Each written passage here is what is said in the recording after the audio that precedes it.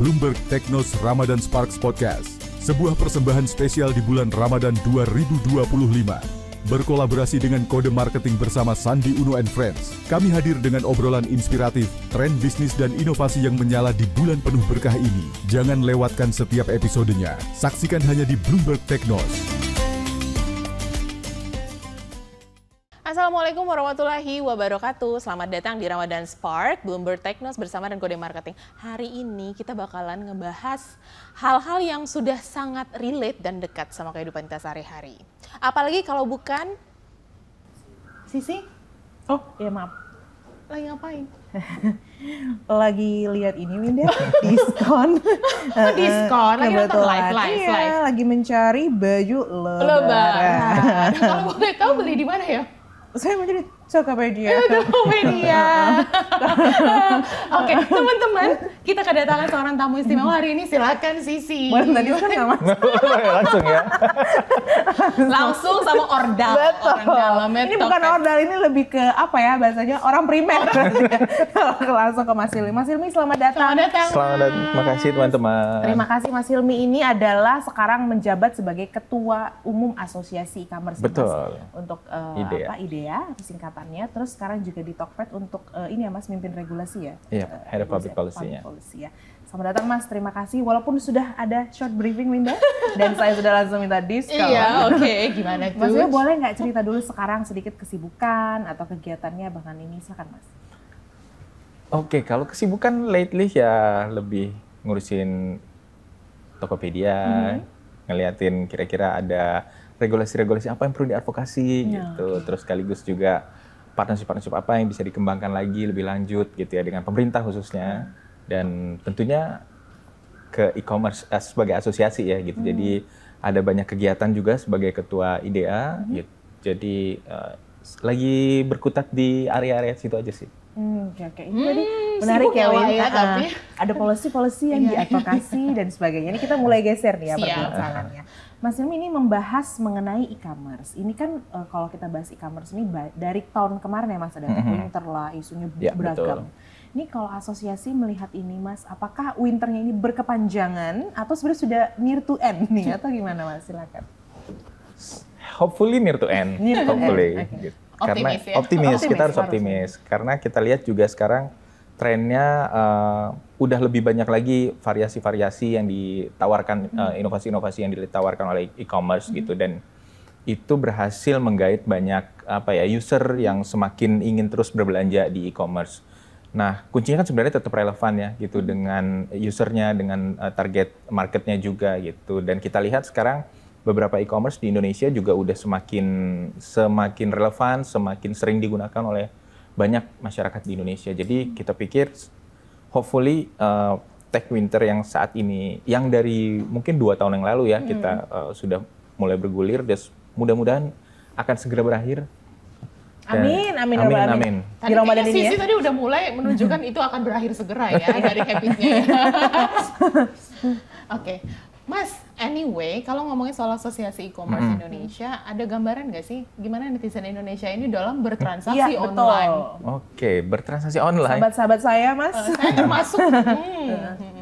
Sebenarnya ada beberapa tipe sih gitu kalau bisa dilihat ya. Kalau untuk yang udah tahu nih mau nyari apa barangnya, biasanya dia akan langsung ke e-commerce yang tradisional. Jadi dia akan udah tahu nih barangnya mau nyari apa kira-kira gitu. Dia tinggal akan meng-compare beberapa harga atau mungkin beberapa produk gitu ya. Nah itu biasanya dia akan langsung tuh masuk ke e-commerce yang memang sudah kita kenal selama ini gitu. Tapi yang mungkin lebih impulsif, lebih kayaknya tadi saya nggak tertarik nih, tapi lihat reviewnya kayaknya oke gitu. Nah itu biasanya mulai banyak dipengaruhi sama yang social commerce tipenya gitu. Nah itu menarik sih sebenarnya. Masuk ke keranjang dulu gitu. Ditumpuk dulu ya sampai 19 sampai angka kembar dulu. Angka kembar, THR turun. Benar. Mas, ini berbicara tadi ya soal habit. Nah, ini kan lagi di Ramadan dan juga Idul Fitri. Nah, ini gimana Mas kalau misalkan melihatnya? Karena kan kita juga melihat nih daya beli masyarakat kan juga tadi turun ya katanya. Apa berpengaruh di Ramadan ini atau gimana? Kalau kita lihat sebenarnya traffic paling tinggi seharusnya di Ramadan ini. Kalau kita lihat terakhir itu data IDEA menunjukkan untuk yang Harbolnas itu sebenarnya cukup baik kok. Kalau kita perhatiin data yang untuk produk lokal itu meningkat lumayan gitu. Biasanya itu di bawah 50% ya. Minat dari masyarakat Indonesia ke produk-produk lokal. Sekarang udah di atas, kalau nggak salah sekitar 52% lah gitu. Dan itu sudah semakin baik gitu. Jadi kita bisa lihat bahwa shifting nih antara preferensi dari pengguna gitu ya, dari yang sebelumnya mungkin lebih banyak pengen barang-barang yang impor, sekarang barang-barang lokal juga udah semakin meningkat gitu. Dan secara umum waktu Harbolnas itu juga meningkat daya belinya gitu. Nah, cuman memang kita pengen lebih banyak lagi di Ramadan ini. Karena kan Ramadan biasanya orang lebih banyak nih pengen beli macam-macam ya gitu, spending gitu. Terus kemudian mungkin kirim-kirim nggak cuman produk-produk pakaian gitu, tapi juga makanan dan lain-lain gitu. Jadi kita harapkan itu bisa semakin meningkat lagi di Ramadan. Semakin marak ya. Betul. Untuk di Ramadan ini. Padahal katanya Saiton kan diikat, tapi belanja tetap ya. Apa hubungannya Mbak? Ya kan maksudnya kan semangat belanja kan biasanya dipengaruhin sama banyak hal. Itu kan berbagi. Betul. Tapi apakah campaign mempengaruhin? Campaign mempengaruhi pasti. Campaign pasti mempengaruhi karena campaign itu yang bisa mengekspos kan sebenarnya brand-brandnya, terus kemudian preferensi dari pengguna itu kadang-kadang dipengaruhi oleh campaign juga gitu. Ketika mereka melihat diskon, ada free ongkir atau mungkin cashback tertentu gitu, itu biasanya akan memancing minat dari pengguna untuk bisa mau semakin membeli. Berarti ada promo setting ya yang untuk mendrive orang melakukan pembelian CTA gitu. Ya. Unfortunately di Indonesia memang masih promo sensitif ya gitu. Jadi memang karena minat ditentukan oleh harga, oleh promo-promo itu biasanya masih sangat menjadi faktor yang besar untuk akhirnya pengguna mau membeli suatu produk. Oh jadi kayak yang tadi Mas Imi bilang ya, disimpan dulu pas angka kembar baru check out ya. Betul. Itu kamu gitu? Kamu gitu? Oh, aku tergantung. Tergantung kebutuhan ya. Kita check out. Tapi kalau lagi tengah bulan tunggu angka kembar. Untuk kalau misalnya transaksi di e-commerce, ada barang ataupun goods tertentu nggak sih yang tiba-tiba naik gitu di Ramadan season ini? Kalau Ramadan season pasti fashion muslim. Fashion muslim pasti meningkat gitu. Tapi itu maksudnya peruntukannya Mas apakah untuk parcel juga, baju atau untuk kebutuhan sendiri rata-rata? Mostly kebutuhan sendiri. Tapi parcel dan lain-lain juga akan naik juga gitu. Jadi ikut mempengaruhi lah. Tapi paling besar biasanya kebutuhan untuk diri sendiri. Tadi ada mention di awal, social commerce versus tradisional ya. Boleh nggak dikasih tahu kalau teman-teman yang mungkin narasinya ataupun slangnya ini masih belum begitu paham. Itu apa sih beda social commerce sama e-commerce biasa gitu? Sebenarnya e-commerce macam-macam sih. Social commerce itu sebenarnya masuk dalam e-commerce. E-commerce kan secara keseluruhan lah ya. Payungnya. Mungkin yang saya tadi sebutkan e-commerce itu adalah sebenarnya marketplace-nya gitu. Jadi marketplace atau loka pasar itu memang fungsinya menawarkan barang-barang menjadi jembatan lah gitu ya antara penjual dan pembeli. Bedanya kalau yang social commerce itu digabungkan dengan kekuatan sosial media. I see. Gitu. Jadi pargoy, check out gitu ya. Sambil pargoy, sambil apalagi yang live ya, ayo keranjang. Tapi itu justru memunculkan banyak job creation yang baru. Iya. Bener kayak affiliates gitu. Itu justru semakin meningkat live sekarang. Streamer host. Benar. Iya. Berarti sebenarnya ada kontribusi dari social commerce ini untuk bisa mengencourage dan juga menghasilkan job-job baru ya. Betul. Kepada orang-orang di luar sana sebenarnya. Karena kalau kita lihat sepanjang mungkin dari IDEA berdiri dari 2012 ya gitu. Kita lihat memang UMKM di Indonesia itu banyak juga yang pinternya memproduksi barangnya. Tapi dalam hal memasarkannya dia agak bingung gini. Gimana ya cara memasarkannya dengan baik? Kita juga dari IDEA, dari masing-masing platform itu sudah melakukan onboarding, melakukan pelatihan banyak sekali ke daerah-daerah gitu ya. Tapi kesiapan mereka untuk antar memproduksi dan memasarkan itu lumayan gapnya lumayan tinggi. Jadi misalnya ketika mereka mencoba sesuatu gitu di e-commerce, ternyata tidak berhasil gitu ya. ya udah deh nggak usah lagi gitu. Nah sementara sebenarnya produknya bagus nih, produknya layak nih untuk bisa jadi champion sebagai produk lokal misalnya gitu. Nah ini fungsinya affiliate itu akhirnya jadi pemasarnya kan, gitu. Sini saya yang pasarin deh gitu, saya yang pasarin produknya seperti apa gitu. Dan affiliate sini kan terdorong dengan adanya komisi gitu ya. Nah semakin dia tahu produknya kayaknya ini akan cuan nih kayaknya kira-kira, dia pasti akan semakin semangat gitu untuk memasarkannya gitu sih. Berarti sebenarnya gap itu tadi udah dijawab sama real action ya? Iya benar. Dari job-job baru yang dihasilkan dari social commerce ini gitu. Cuman masalahnya mental untuk tidak berhenti gampang untuk local brand. Give up-nya gampang, apalagi kalau atau lagi main panjang gitu Mas, resilience lihat output soalnya number gitu, itu gimana Mas? Apa yang harus di unlocking nih, kayak bagian ini nih gitu?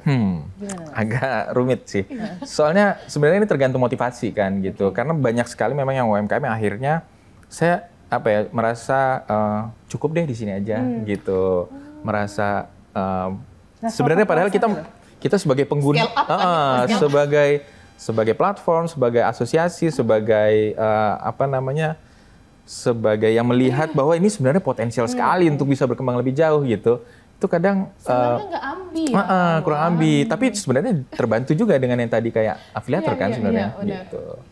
Sulit kan? Sulit. Sementara kalau ngomongin bisnis, konsepnya ada pasti output, result, itu adalah objektif utama. Benar. Tapi kalau dihadapin sama menjalani bisnis cuman faktor alhamdulillah gitu kan, bersyukur, mudah gitu. Itu gimana? Itu paradoks Indonesia dan juga saat ini gitu. Gimana progresnya? Kalau dari asosiasi kita ngelihatnya perlu banyak kolaborasi sih, gitu ya. Perlu banyak kolaborasi untuk meningkatkan lagi jiwa-jiwa entrepreneur dari pembuat brand-brand lokal atau produk-produk lokal ini gitu. Kalau kita lihat produk lokal udah banyak yang bagus, produksinya udah oke gitu. Tapi mungkin secara manajemen mungkin perlu ditingkatkan lagi, apakah dari sisi target, apakah dari sisi scope areanya gitu, sehingga mereka juga nggak cepat berpuas diri ada di situ.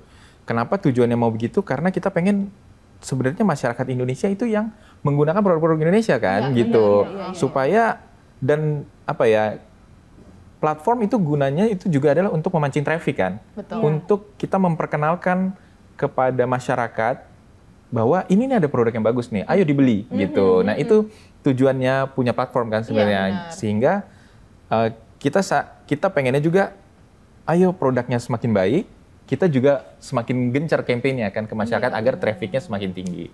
Ketika traffic tinggi, preferensinya akan bertambah ke sana. Sorry tadi. Enggak apa-apa dia begitu Mas Raju. Semangat karena Mas shopping. Mas ini mengenai ini tadi, live shopping itu ya.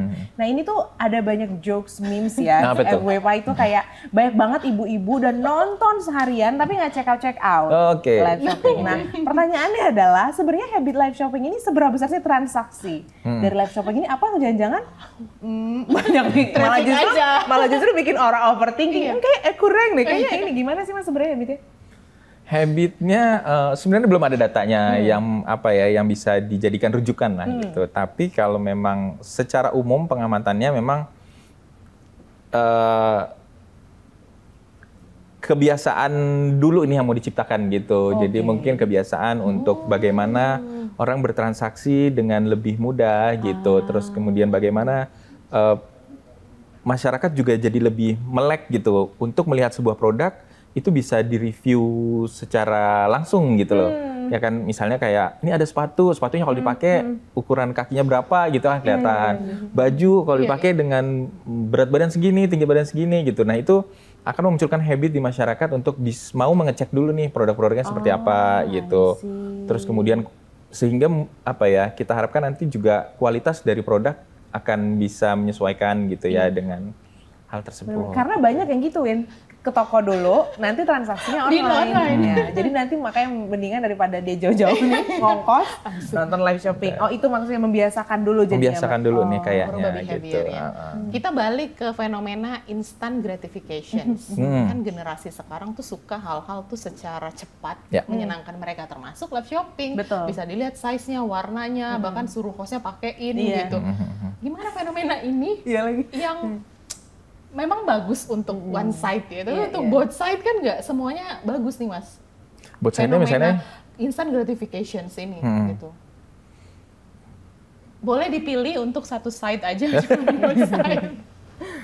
Oke, untuk instant gratification sebenarnya kalau live shopping nggak diciptakan untuk itu sih gitu. Live shopping kan memang sebenarnya untuk memberikan features yang lebih yang bisa memuaskan keinginan dari pengguna gitu ya. Karena biasanya mungkin di e-commerce yang tradisional hanya melihat gambar, hanya melihat foto diem gitu. Sekarang bisa melihat secara langsung realnya seperti apa, produk reviewnya seperti apa gitu. Nah, tujuannya ke arah sana sebenarnya gitu, nggak ke arah instant gratifikasi Tapi sih. aku harus di sini harus masuk karena itu benar yang kata Mas Hilmi, kayak gue ini belanja nih, gue biasanya udah nggak satisfied tuh lihat gambar Mas. Gue harus cek video, either itu di review atau dia punya ada video potong-potongan live shopping, karena tuh beda. Apalagi kalau kita beli fashion ya, baju itu kan kerasa banget. Jadi mungkin lebih ke situ kali ya. Tapi tergantung lagi ya mungkin. Orang tergantung targetnya ya. Smart buyer dihadapkan sama tadi fitur-fitur yang semakin seamless, itu bukannya semakin manja. Tapi teknologi kan memang memudahkan nah, pasti. itu kan ada generasi instant gratification sini nih, tapi it's okay. Untuk policy deh, kita ngomonginnya ke policy-nya. Is that okay, Mas? Sejauh ini sih masih aman-aman aja ya gitu, belum ada aman. Belum ada sesuatu yang mengindikasikan mengarah sampai ke arah negatif gitu, yang dampaknya harus dibantu dengan policy tertentu gitu, itu belum ada sih sejauh ini. Oh gitu, berarti masih seamless lah ya. Masih. Smart buyer should be smart user saya. Bagus, benar. Benar kan? Iya, oke. Dapat dipahami. Mas, ini berbicara policy, masih masuk yang soal Winda. Ini terkait dengan dampak dari Tech Winter ini. Tapi gini, pertanyaannya mungkin agak ngejelimet pertanyaannya Mas. Banyak yang mengatakan ini kan akibat juga faktor dari global ya. Sementara tuh data dari Bloomberg sendiri menunjukkan kita dalam negeri itu sebenarnya problemnya dipengaruhi ekonomi itu nggak juga dari global. Dalam negeri itu lebih intrik-intrik dalam negeri itu juga mempengaruhi justru lebih tinggi. Pertanyaannya adalah sejauh mana regulasi atau ekosistem yang ada saat ini untuk memfasilitasi keberlanjutan dari e-commerce saat ini? Oke. Cukup berat ya itu sih ya. Abis shopping, smart buyer harus smart user saya. Ya kebijakan yang saat ini ada sebenarnya sudah cukup mengcater dengan situasi yang ada saat ini. Situasi e-commerce saat ini. Seperti misalnya kemunculan social commerce gitu, terus kemudian bajingan maraknya produk dari negara tertentu yang datang ke kita gitu. Nah itu cukup dibendung dengan terakhir dengan Permendag 31 2023. Cuman apakah ini cukup untuk sampai membendung berbagai tantangan yang kedepannya? Mungkin kita perlu assess lagi. Apakah memang penerapannya atau implementasinya juga memang sesuai dengan kondisi global? Apakah memang ada tren-tren tertentu yang perlu kita antisipasi? Itu juga perlu dilihat lagi. Jadi banyak faktor sih sebenarnya yang perlu dilihat kalau dari sisi aturan ya. Kalau forecast-nya Mas Helmi, challenge ke depan apa yang paling sulit nih kira-kira untuk perkembangan e-commerce? Challenge ke depan kurang lebih masih sama sebenarnya. Di Indonesia masih masalah logistik ya. Logistik masih memainkan peranan yang sangat penting karena Indonesia kepulauan ya. Jadi kalau untuk bisa memberikan fasilitas yang baik gitu untuk ke seluruh masyarakat Indonesia itu masih agak sulit gitu karena harga logistik mungkin kita di Jawa menikmati ada privilege. Ada privilege bahwa Jawa sentris kan gitu, penjualnya banyak di Jawa, terus kemudian secara sistem logistik gampang gitu. Tapi untuk yang daerah timur itu sulit sekali gitu untuk mereka bisa memajukan produknya. Padahal mungkin produknya bagus. Tapi akhirnya orang mikir gitu mau beli, misalnya di Jawa mau beli dari Papua, ongkirnya kalau lebih mahal ya daripada harga produknya gitu kan. Dan berkali-kali lipat ya biasanya. Bener, dan itu yang kita masih menjadi challenge yang gimana caranya itu bisa menjadi lebih seamless, lebih mudah bagi teman-teman di berbagai daerah di Indonesia gitu. Itu biasanya intervensinya policy apa biasanya Mas kalau untuk itu? Ada macam-macam sih. Saya pikir policy bisa juga memainkan peranan penting di situ. Mungkin dari sisi pengaturan logistiknya itu bisa atau mungkin pergudangan itu mungkin bisa membantu ya gitu. Tapi dari sisi platform juga sebenarnya juga bagaimana kita bisa membuat ini menjadi menciptakan fitur-fitur yang mampu mendukung juga pemerataan ekonomi secara digital di Indonesia ini gitu. Oke. Nice. Cukup sophisticated kata-kata pemerataan ekonomi digital di Indonesia yang luar biasa dari Sabang sampai Merauke. Ada nggak sih spesifik behavior yang cukup unik dari suburban dan rural dari cara mereka mengkonsumsi produk digital? Kalau perbandingan antara rural dengan kota besar misalnya gitu urban. Mungkin kalau yang urban itu karena mungkin lebih paham dengan teknologi digital savvy-nya tinggi, lalu kemudian terpapar dengan produk-produk yang lebih banyak gitu. Itu cenderung udah tahu apa yang mau dituju. Produk-produknya mau dibeli gitu gitu.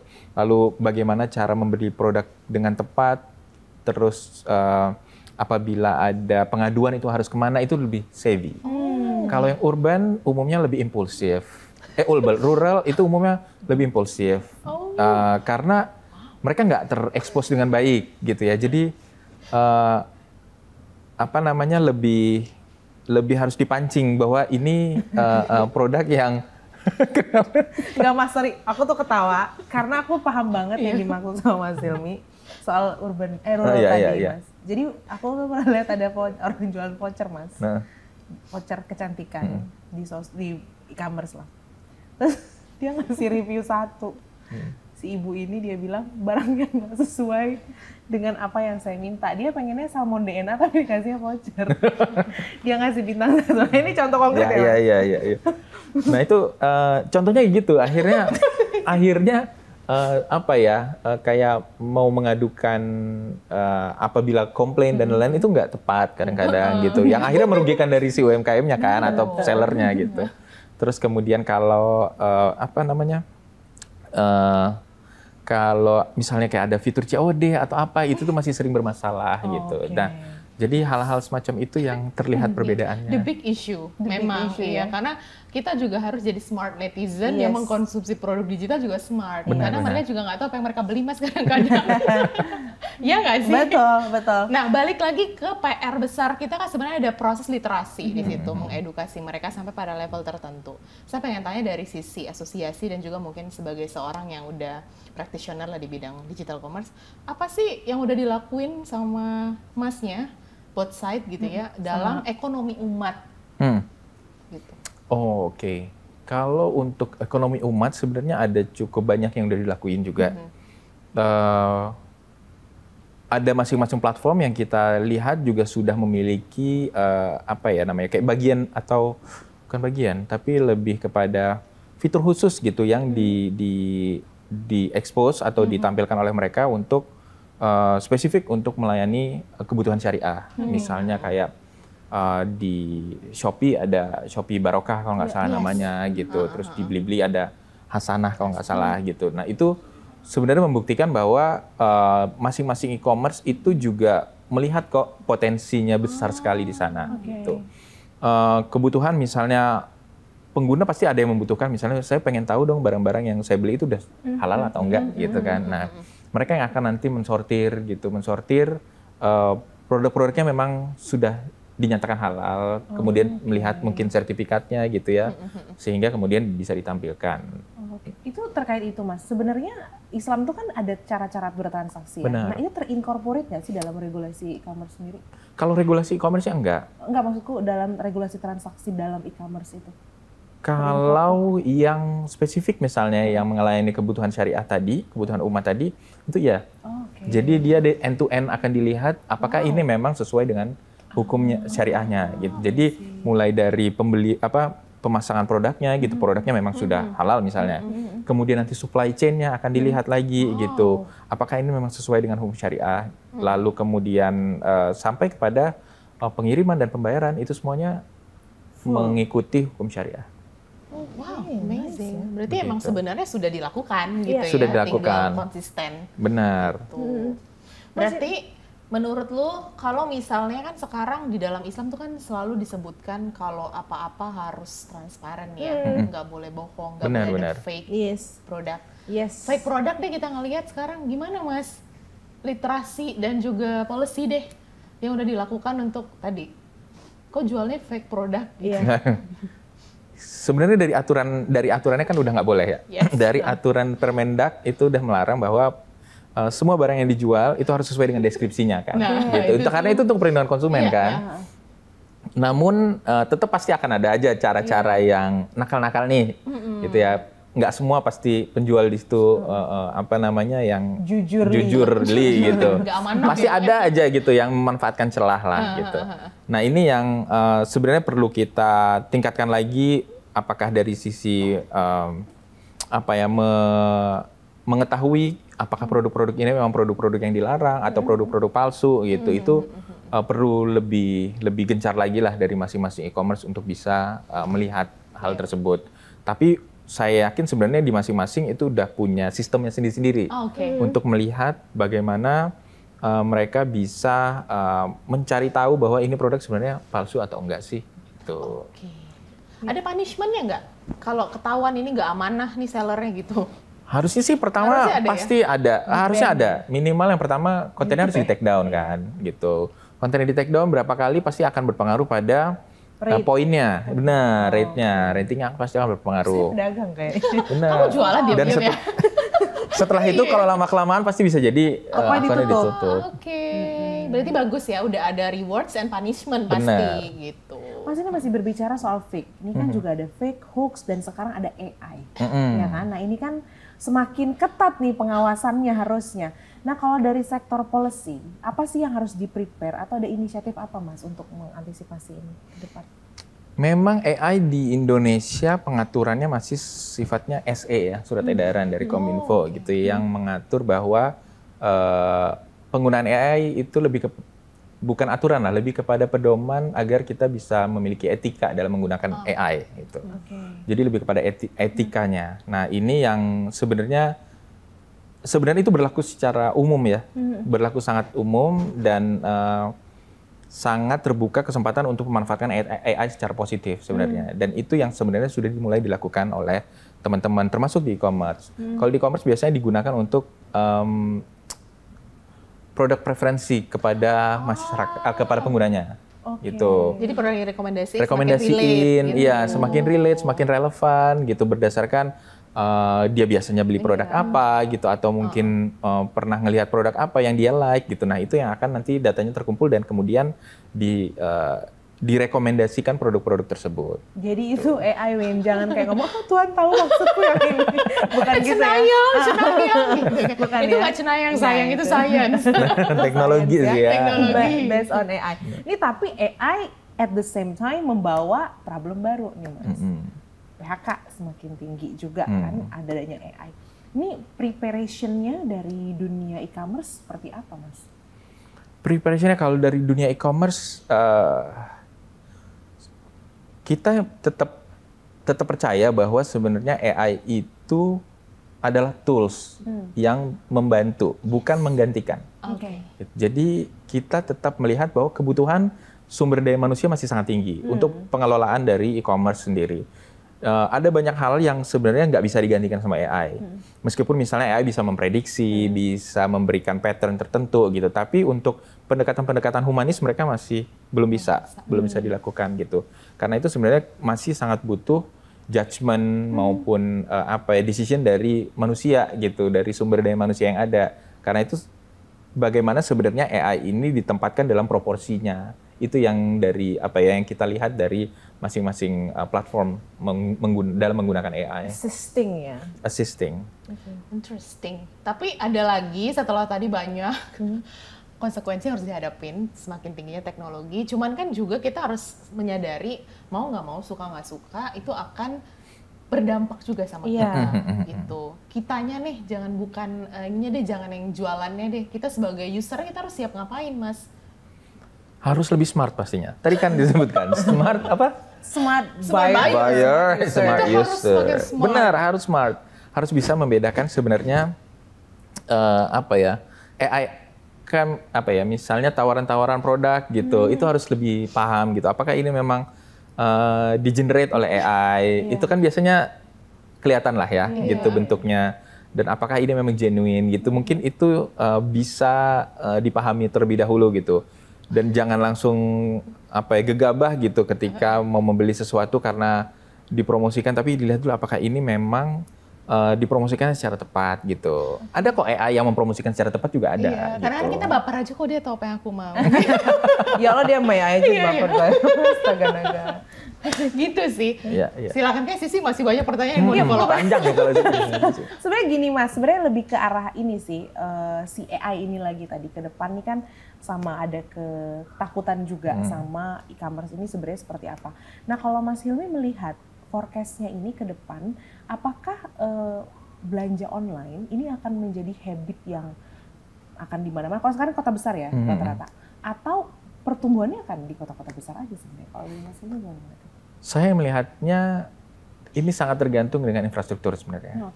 Karena kan kalau kita lihat layernya itu untuk masuk ke dalam e-commerce itu agak mungkin ada di layer ke-5 atau ke-6 ya, saya lupa. Yang pertama pasti harus ada internet dulu. Ya, internet berarti kan harus ada BTS-nya, harus ada jaringan di sana. Setelah itu baru masuk kepada harus punya smartphone. Dari punya smartphone terus kemudian punya data. Dari punya data kemudian baru bisa kemudian punya aplikasi. Dari aplikasi baru kemudian bisa masuk. Nah, itu agak panjang kan sebenarnya baru sampai ke e-commerce-nya. Iya, Gitu. Jadi penetrasinya itu sangat bergantung pada banyak faktor. Apakah dari infrastrukturnya yang perlu dibangun, apakah penyebaran dari smartphone-nya, gitu itu kan juga perlu menjadi faktor gitu. Nah, kemudian baru ketika itu semua terpenuhi, termasuk misalnya apakah ada layanan logistiknya di sana di satu tempat atau enggak gitu. Nah, itu semakin terpenuhi, menurut saya itu akan menjadikan e-commerce itu bisa menjadi kebiasaan baru di masyarakat yang mungkin belum pernah terjamah gitu. Nah, ini yang perlu partisipasi, perlu gotong royong dari semua pihak untuk bisa membuat hal tersebut terjadi. Tapi saya percaya itu bisa terjadi gitu karena potensinya masih besar sekali di Indonesia gitu kan. Kita masih sangat Jawa sentrik gitu untuk perkembangan e-commerce di Indonesia dan saya yakin di tempat lain juga sebenarnya sangat-sangat bisa dikembangkan. Gitu. Jadi long journey ya Mas jatuhnya, karena tadi ngedenger cerita nih berarti nggak juga bisa dibawa ke Mendak doang berarti ya jatuhnya. Benar, ada banyak pihak sebenarnya dari berbagai macam kementerian, ada Komdigi, ada Kemenperin, ada macam-macam. Tertarik sama Komdigi, nama brandingnya kan udah komunikasi and digital. Boleh nggak di-spill pandangannya Mas terhadap bagaimana realisasi pemerintah terutama Komdigi dalam itu tadi minimal literasi digital dulu gitu. Saya pikir mungkin kalau kita nilai sekarang masih sangat baru ya. Komdigi gitu. Masih berapa bulan nih? 100 plus sekian mungkin. 100 plus sekian ya gitu. 125 hari mungkin. 4-5 bulan lah kira-kira ya gitu. Nah, itu menurut saya program-programnya mungkin masih banyak yang sedang dibentuk. Tapi saya udah sempat ngobrol juga gitu ya dengan teman-teman Komdigi. Mereka punya planning yang lebih tinggi lagi gitu. Jadi program yang ingin dihasilkan tidak hanya sekedar onboarding misalnya gitu. Bukan hanya sekedar literasi digital. Meskipun literasi digital akan terus digencarkan gitu. Karena itu menjadi basisnya kan. Tapi yang pengen ditingkatkan juga keterampilan. Keterampilan dari talenta-talenta digital gitu. Bagaimana kemudian misalnya bukan sampai keterampilan yang super skill bisa coding atau bisa AI gitu tuh enggak gitu, tapi kayak lebih kayak digital savvy, gimana memanfaatkan digital kemampuan digitalnya itu menjadi sesuatu yang produktif gitu. Nah, itu sedang ditingkatkan. Nanti baru kemudian di atasnya lagi baru yang kayak tadi coding dan lain-lain gitu. Wow, berarti masih long way to go. Tapi udah dimulai gitu. Udah dimulai dan saya pikir again itu pasti butuh bareng-bareng, butuh sama-sama untuk bisa mencapai target yang diinginkan lah. Nah, bicara tadi banyak long way to go UMKM ini. Balik lagi nih. Balik lagi nih. Ke basic ya. Iya, back to basic. Ini kan udah digadang-gadang nih sebagai tadi ya, udah labelnya tulang punggung GDP negara. Tapi realnya gimana sih Mas, teman-teman UMKM di marketplace ini, apakah akhirnya banyak yang stop atau gimana sih sebenarnya? Ya, UMKM waktu COVID sih banyak sekali ya.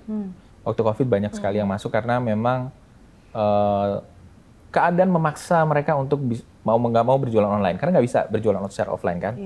Nah tapi memang kita melihat ada semacam seleksi alam lah ya gitu, bahwa yang akhirnya tetap semangat gitu ya, termotivasi bahwa dia bisa berjualan secara online itu terus gitu, tapi banyak juga yang berguguran. Dalam artian mereka udah nggak aktif lagi, mungkin tokonya belum sampai tutup, tapi sekali-sekali doang gitu untuk jualan. Kayaknya mungkin lagi ada bandwidth-nya gitu ya untuk berjualan secara online. Nah.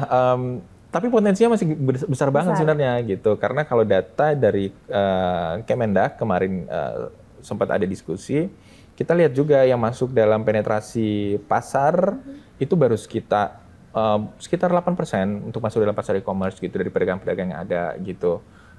Kemudian juga apalagi pasar tradisional itu sebenarnya bisa sangat memanfaatkan e-commerce kan gitu untuk menjangkau daerah-daerah sekitarnya gitu, itu sangat-sangat memungkinkan. Kalau catatan Mas Hilmi terhadap UMKM apa yang harus kayak perlu, ini nih harus di-elevate bagian ini, apa kira-kira? Banyak sih ya. Yang paling ini Mas? Yang paling utamanya sebenarnya itu adalah kegigihan ya. Persistensinya karena persistensi bisa menular ke banyak hal ya. Persistensi untuk bisa terus maju gitu. Jadi bagaimana saya pengen produk saya ini nggak berhenti di sini. Produk saya harus bisa maju terus nih. Bagaimana kemudian bisa, misalnya kayak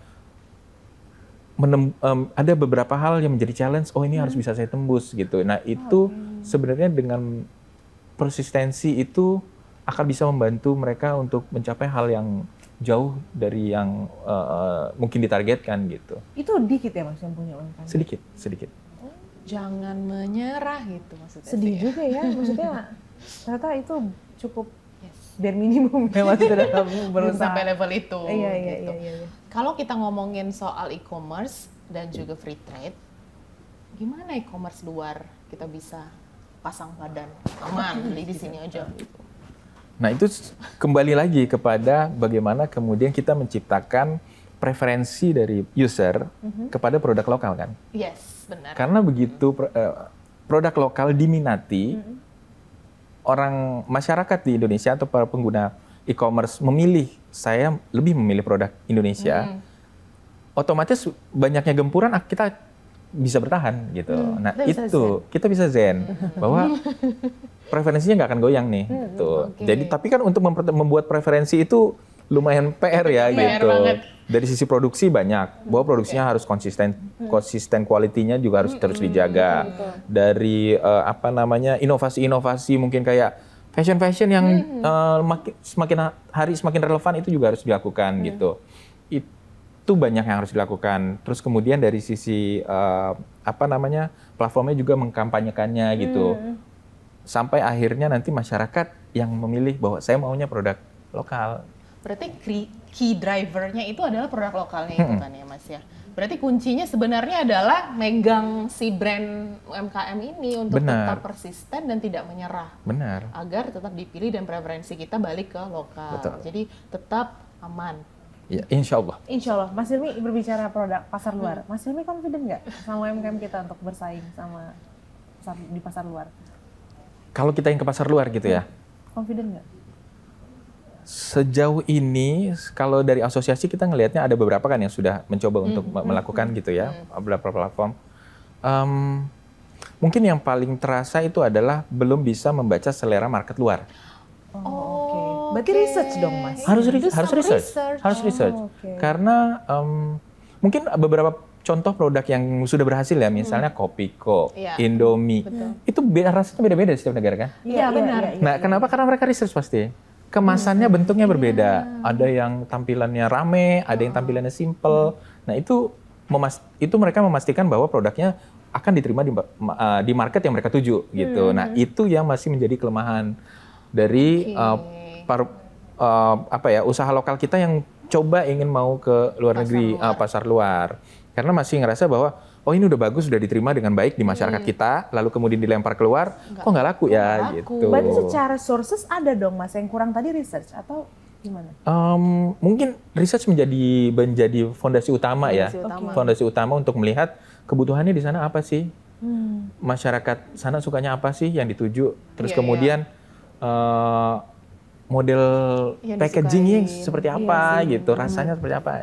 Bahkan dari ukuran aja kan sebenarnya harus di research ya. Benar. Luar kan beda sama Asia, Benar. beda sama Western dan lain-lain ukurannya gitu. Sampai dengan warna kalau nggak salah juga sebenarnya harus di research ya. Betul. Preferensi pemilihan warna sampai dengan packaging dan lain-lain. Berarti kalau ngomongin ini kan banyak PR. Ini deh Mas, kalau gitu untuk biasanya kita kan sampaikan kepada narasumber nih, tolong dong kasih tahu ke anak-anak muda brand UMKM lokal untuk gimana caranya tetap persisten daily activity-nya. Kalau ada harapan. Gue masih ada yang nyangkut tadi, boleh nggak? Boleh. Mas, berapa tahun lagi prediksi? Apanya? Supaya kita bisa bersaing keluar. Kira-kira dari Mas Hilmi itu dengan ada ini asumsi waktu, estimasi. Asumsi waktu, estimasi ya. Berapa Timeline tahun? ya. Apa jangan-jangan berpuluh tahun? Enggak Sih, kalau berpuluh tahun enggak harusnya. Karena udah banyak kok yang mulai bisa menjadi inspirasi. Brand-brand kita udah mulai banyak yang keluar gitu ya. Udah bisa membaca market-market tertentu, misalnya dari negara ASEAN gitu udah bisa membaca. Mungkin nanti akan lebih lanjut lagi.